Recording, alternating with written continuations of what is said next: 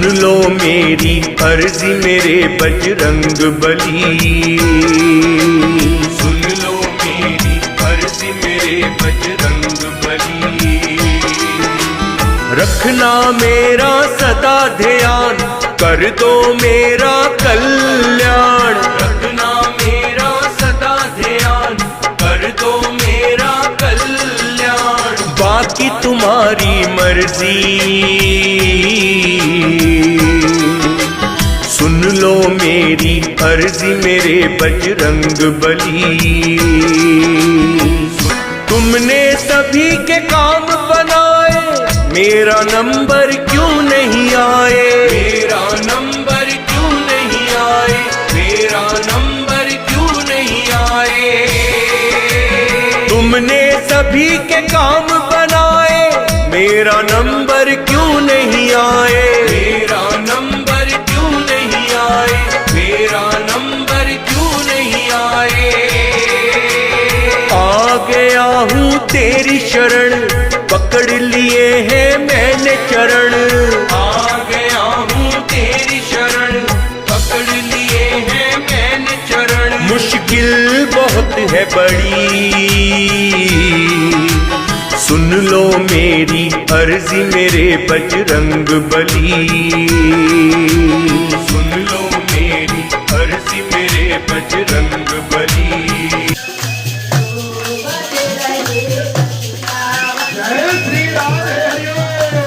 आनंद, भगवान की आरती और राम कथा, स्कंद पुराण की कथा आपके सम्मुख है।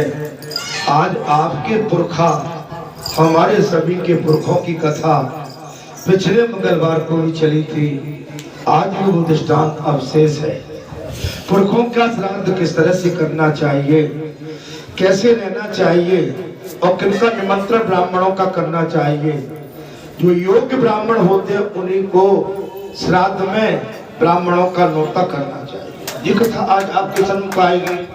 हम अर्धर कर देते हैं, पूजा तो करना चाहते हैं। अभी मैंने प्रातः काल की कथा में बैठते ही कहा था कि जब हमें प्रातः काल, अच्छा जी बताओ, हम रात में स्नान कर लेंगे और सवेरे उठ के पूजा कर सकते हैं क्या?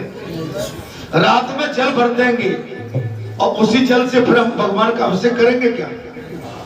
अगर बात जमती हो तो जमा लो, व्यवस्थाएं सब भगवान।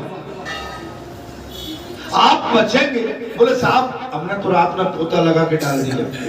अरे भैया नेक पोता और फिर दो सब। हम बचते हैं, भगवान की सेवा से बचते हैं। अपने निजी स्वार्थ के लिए हम अगर देख लेंगे तो आंखों बिल्कुल भाग देंगे कि निजी स्वार्थ हमारा कहीं नहीं निकल जाए। और कथा का मतलब है कि परमार्थ रामायण में भी चला, परमार्थ और सच्चा प्रेम, ये दो अगर युक्ति आ गई तो हमारा जीवन सफल हो। हम बालाजी धाम में आए लेकिन यहाँ भी परमार्थ नहीं स्वार्थ लेके आए तो कल्याण नहीं।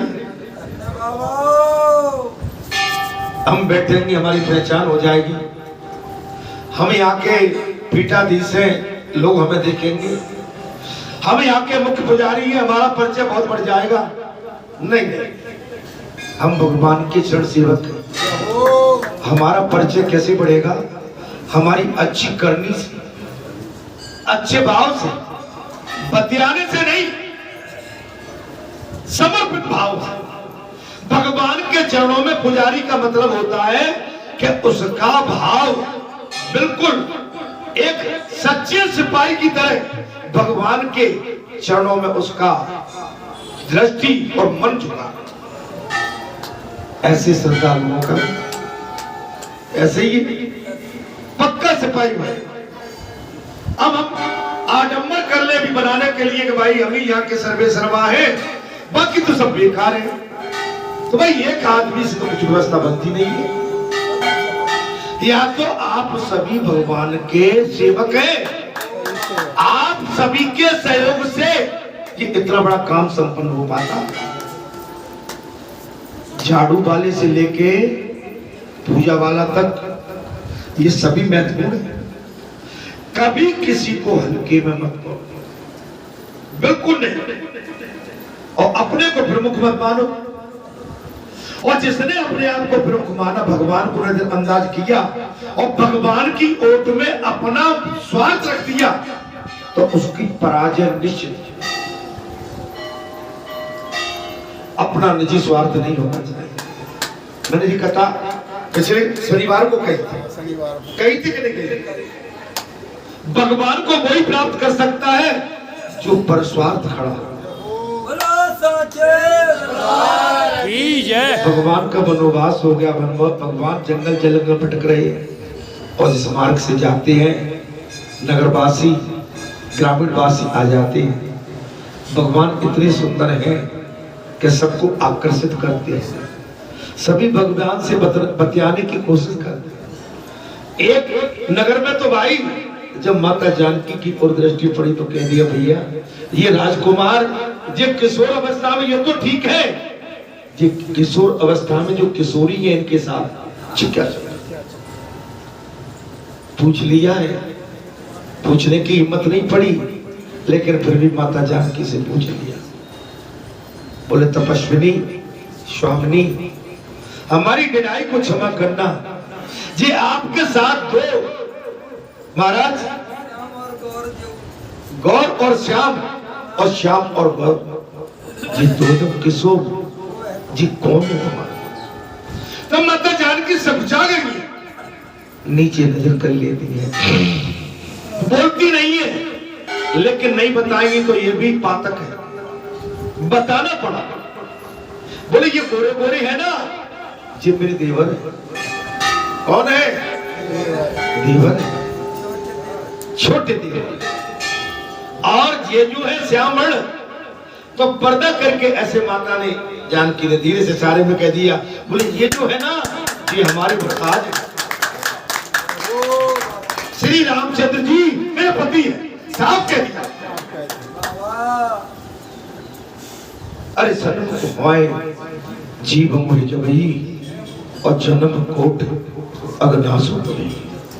जीव अगर तुम राम कथा सुनने आए हो तो बस अपने कान खोल के और भगवान के चरणों में अनुराग रखो, तुम्हारी तपस्या साधना सफल हो जाएगी। अगर तुम यहाँ पर कुछ देखने दिखाने अपना बड़प्पन लेके आए हो तो ऐसे को तो भगवान भंवर जाल में डाल देता। क्या करता महाराज? भंवर जाल, ऐसा जाल फेंकता है कि वो उस मकड़ जाल में बीत जाता। इसलिए मकड़ जाल से बचना है तो भगवान के चरण पकड़। बालाजी धाम में आप सच्चे मन से आज एक चीज और बोला दे, जितने भी लोग हैं संसार के, चलो संसार के जितने भी बड़े बड़े रोग हैं, अगर सच्चे मन से बालाजी धाम ग्राम बरेठा में आके आप हनुमान जी के चरणों में अपनी बात रख देंगे और यहाँ की रज को चूम लेंगे और यहाँ की रज को संजीवनी मान लेंगे तो संसार के सारे रोगों से मुक्त हो गया।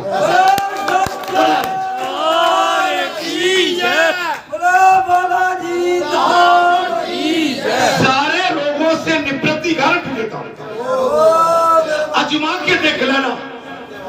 एक चीज और बता दे, कई संसार का रोग पाल के मेरी परीक्षा लेने आए हो तो ऐसे फंसोगे कि तुम्हारे बोए हुए निकलेंगे नहीं। देखते जाओ धीरे धीरे मेरा चमत्कार। मेरी लाठी आवाज नहीं करती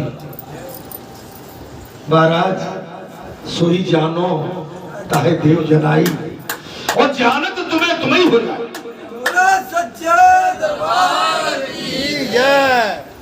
ये सच्चा धाम है, यहाँ पर छल कपट नहीं चलेगा।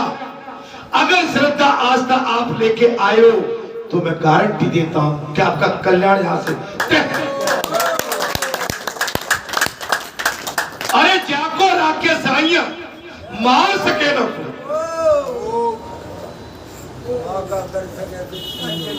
चाहे जग गारंटी देता हूं, मैंने पिछले मंगलवार को भी कहा था, किसी एक अज्ञानी ने कह दिया एक मोड़ा नहीं है, नहीं तो ये प्यास पी के बैठता है, इसका तो काम तमाम। अरे तू एक नहीं बेटा 100 पैदा कर ले। चल मैं तो मरने को ही बैठा हूं और तू मार के देख ले। अरे तेरे पे नहीं है तो मेरे नाम की सुपारी ले ले किसी से, तो बहुत मिल जाएगा। आज बहुत बड़ी बात कह रहा हूं, मैं एक बात कह रहा हूं भाई, बात तुम करोगे तो बात तो मुझ पे आएगी, लेकिन मैं वो शब्दों का इस्तेमाल नहीं कर रहा हूं जिनका तुम कर रहे हो। मैं तो खुल के कह रहा हूं, एक नहीं तू 100 पैदा कर, और सुन कर पाए तो इस संसार में सुपारी की भी परंपरा है, तो सुपारी ले ले। तो मैं क्या बुरा कह रहा हूं? मन में कसर मत छोड़ना। तुमने अभी तक जो किया सो देखो, लेकिन तुम इससे ही नीचे हो जाओ।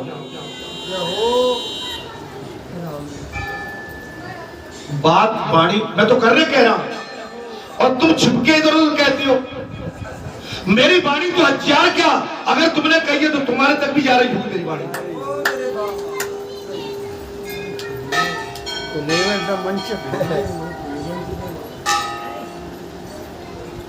भगवान उसके लिए कवच बन जाते। मैंने लिए अपने आप कई बार उदाहरण दिए कि जिस दिन मैं इस मार्ग से उतर जाऊंगा तो तुम्हें मानने की जरूरत नहीं पड़ेगी, मैं खुद ही मर जाऊंगा। कुछ गलत तो नहीं बोली? राम ने मारे गांव को ऐसे मोटे राम, अरे अपने आप मर जाएंगे सो कर कर घूटे का।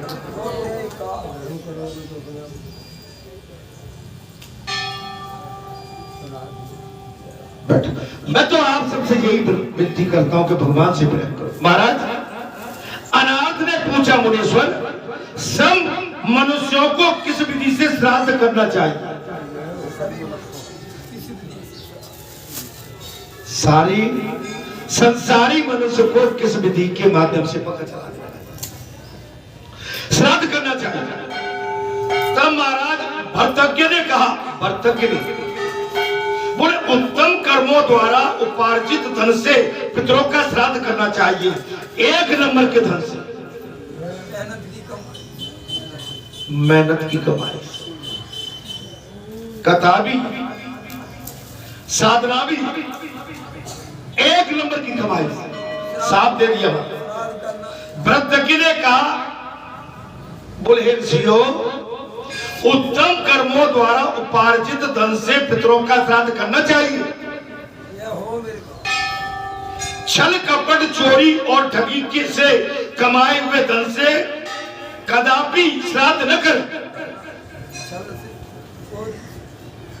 सुन लो भाई, उससे श्राद्ध अपने पुरखों का न करे। कई जुआ में जीती आए कि आज तो बहुत नौता दे देते हैं, भाई के साथ बेईमानी कर लाए, रात में डाका डाल लाए और बालाजी पे 1 घंटा चढ़ा दिया, माता पे चढ़ा दिया। तुम्हारे किए हुए कर्म कम नहीं होंगे, इसका पाप तो तुम्हें लगेगा।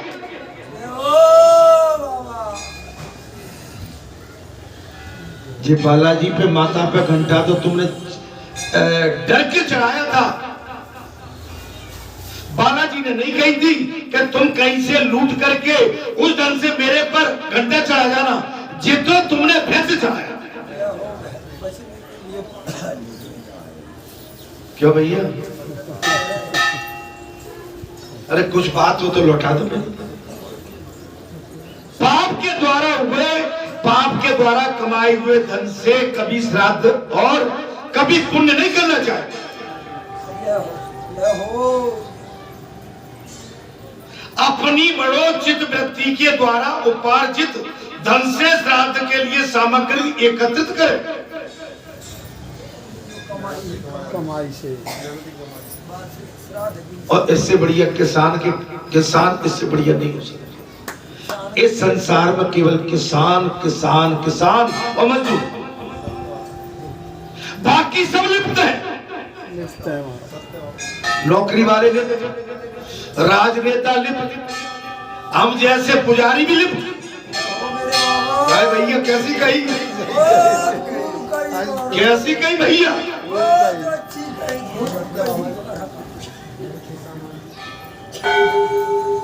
मेरी बात का बुरा तो नहीं लगता, मैंने तो अपने आप को चोर मान लिया ना मेरे भाई। अब मैं भाई कह तो नहीं सकता, कथा कह रही है, मेरी बात को सुन लेना। ठगी से कमाए हुए धन से कदापि श्राद्ध न करे। पंडित जी कथा करिए तो गुस्सा मत हो जाना। जहाँ कहते कि भगत जी तो हमें देख के कहने लगते मेरे भाई। अब भगत जी तो जहाँ तुम्हारे घर के बेटा जहाँ इसलिए नहीं चाहिए, भगत जी कहीं और बैठे होते ना अभी तक तो आधे औंधे पड़े होते। जहाँ जो तुम मुझ पर जिस तरह का आक्षेप लगाते हो शोभा नहीं देता है। अगर बेईमानी मैंने भी की है तो मुझ पर भी लागू हो रहा है। सत्यवाद सत्य लागू। मैंने किसान को कैसे बरी कर दिया, किसान की सच्ची कमाई। मैंने मजदूर को कैसे बरी कर दिया। मेहनत अब मैं दूध या को नहीं कर सकता हूँ तो पानी मिलाते बीमार है। मैं हलवाई को अलग नहीं कर सकता क्योंकि उसमें महाराज बाको मावा को रेट ले और शक्कर मिला दे।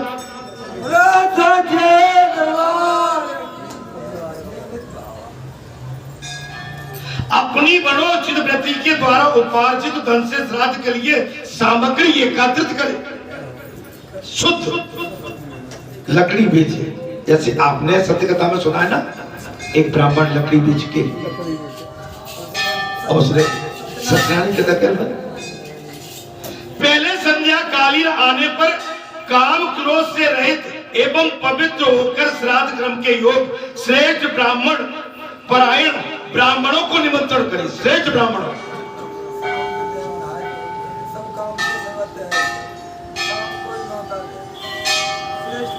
अब तुमने कही आ जा पंडित, और पंडित जी लगे अपने खींचतानी रात को तोड़ दिया। कहा मैं कहना नहीं चाहता।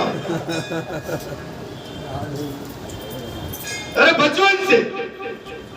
ब्राह्मण बैठे हैं, ये शुद्ध ब्राह्मण बैठे हैं, एक वो बैठा हुआ है या 3 4 5 ब्राह्मण। तो मैं ही कहता हूं ऐसे ब्राह्मणों को ले जाओगे तुम्हारा कल्याण हो जाएगा।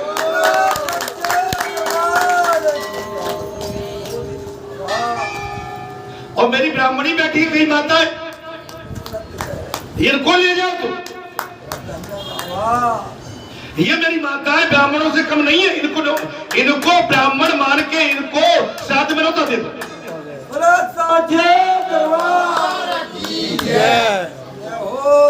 उनके अभाव में ब्रह्म ज्ञान परायण अग्निहोत्री और वेद विद्या में निपुण ग्रस्त ब्राह्मण को निमंत्रण दे।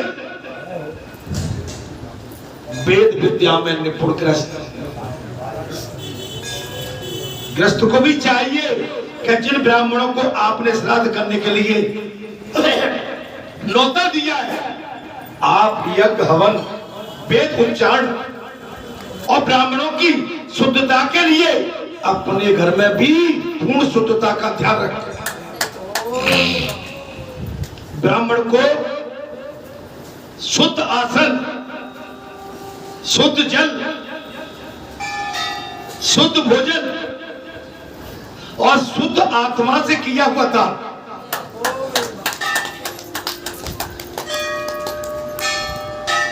जिनका कोई अंग विकल न हो, जो निरोगी हो। अरे तुम तो ऐसे ही हो मेरे भाई, मैं कितने दिन से कह रहा था। आज एक बात और सुन लेना। कल मैं कहीं अपने जन्माष्टमी की जो कैसेट बनाई होगी ना, वो YouTube पे चल रही थी। जन्माष्टमी 2023 की, उसमें बाबा की सवारी आई होगी। बाबा ने सखियों को बुलाया, अंत में पूरी काम हो गई और सखियों से उस दिन यही कहा था, आ जाओ, मैं आज तुमको इस रूप से मुक्त कर दूंगा। उसमें हनुमान जयंती को भी वही कहा था, आज मुक्त करेंगे, लेकिन उन्होंने स्वीकारा नहीं। उनको अपने आप पे थोड़ा सा गरूर था, मैं उनका वो समझ गया। उनको गरूर ये था कि हम तो इसी में कमाते खाते हैं, इसी में मस्त हैं। ठीक है, मुझे आपके उसमें कोई आपत्ति नहीं है, लेकिन मैं तो तुम्हें बहुत कुछ देना चाहता, तुम लेना मुझ पे से, तुमने लेने की इच्छा जाहिर की नहीं। मैं तुम्हें सुनाऊंगा उसको। जन्माष्टमी, जब मैंने कल वो जन्माष्टमी की कथा देखी तो मुझे ध्यान आ गया कि ये शब्द तो हनुमान जयंती के लिए भी कहे थे, लेकिन तुम लेना नहीं जानती, तुमने क्या बोला? अच्छा, तुमको दरिद्रता चाहिए कि पवित्रता चाहिए, शुद्धता चाहिए क्या धनयुग चाहिए? तुमने कैसे दरिद्रता? तो भगवान के अगर तुम मान ही रहे तो लो भैया।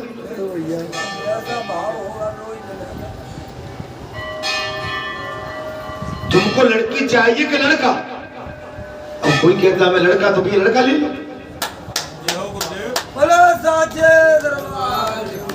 यह सच्चा खेल है। मैं आज बहुत बड़ी बात इसलिए कह रहा हूं कि यह सच्चा खेल है। आपके जितने भी कष्ट हैं, जितने भी रोग हैं, आप पक्के मन से आ जाओ, आपका रोग यहाँ खत्म हो जाए सच्चे मन से। अभी शनिवार को वो आए थे कई लोग, बोले महाराज दवा फेंक दी हमने तो केवल यहाँ का जल पी रहे, और आपने देखा चेहरा मोरा एकदम से। आप समर्पित तो हो जाओ, आप यहाँ पर स्नान करो, 5 पिंड मैं गीले कपड़े के लगा दो, आपका जितने भी संसार के रोग हैं आप उन रोगों से मुक्त हो जाएंगे। मैं कारण देता हूं। जाकी रज तप गई है, आए यहाँ पर बालाजी के कदम पग पग पे रखे। क्यों? मंगलवार के दिन तुम्हें बहुत ज्यादा इच्छा थी उठाने की, हनुमान जयंती के दिन तुम्हें बहुत गोद में भरने की इच्छा थी, ठीक है? फिर क्या हुआ? क्यों? ये 50 किलो का पुतला तुम नहीं उठा पाए, उसमें तुम्हारी सांस फूट गई। नहीं, मैं कोई अहंकार की बात नहीं कर रहा। 5 किलो का पुतला मिट्टी का तुम उठा के 8 सरस से नहीं चल पा रहे, तुमने तो पटकी दिया मुझे। तुमने जीत जो ऐसा भरी जैसे आज हम रण जीत लेंगे पूरा। और तुमने कहा, बाबा ने यह भी कह दिया कि चलो ये छोड़ो, तुमने अब मुझे उठाया, अब तुम मेरे साथ दौड़ लगा लो एक बार। बालाजी सरकार बाबा ही हो रहा। नहीं, मैं कोई चैलेंज नहीं दे रहा, मैं सत्य कह रहा हूं। मैं आज तुम्हें यहाँ की सत्यता से इसलिए अवगत करा रहा हूं कि मुझे यहाँ की सत्यता को बताना बहुत आवश्यक है।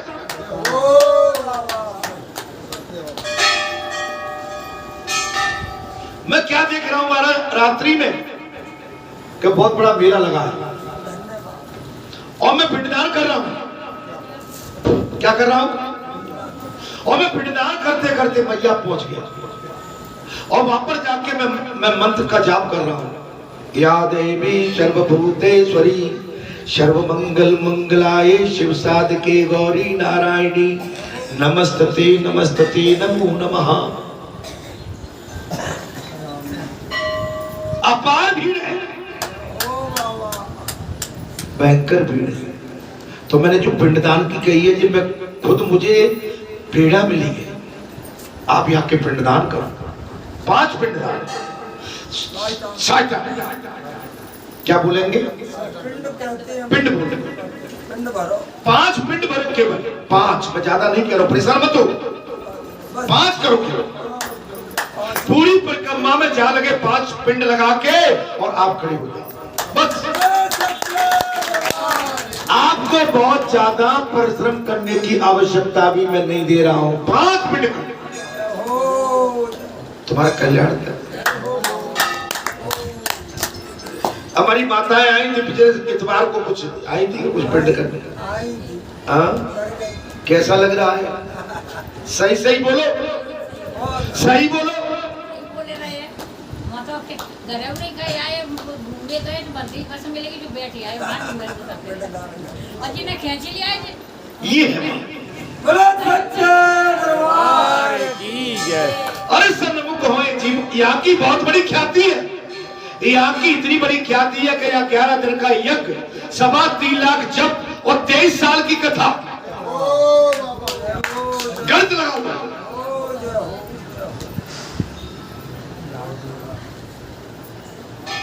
और सारे काम श्रद्धा आस्था समर्पित भाव से और टाइम टू टाइम। वेद विद्या में निपुण गृहस्थ ब्राह्मण को निमंत्रण दे। किसको महाराज? वेद विद्या में निपुण ब्राह्मणों को निमंत्रण दे, जो वेदों का उच्चारण करना जानते हैं उनको निमंत्रण दे। जिनका कोई अंग विकल हो, अंग भग्न हो, श्राद्ध में ऐसे ब्राह्मण बुलाओ जिनका कोई अंग भंग न हो, जो निरोगी हो। कछु समझ में आ रही है?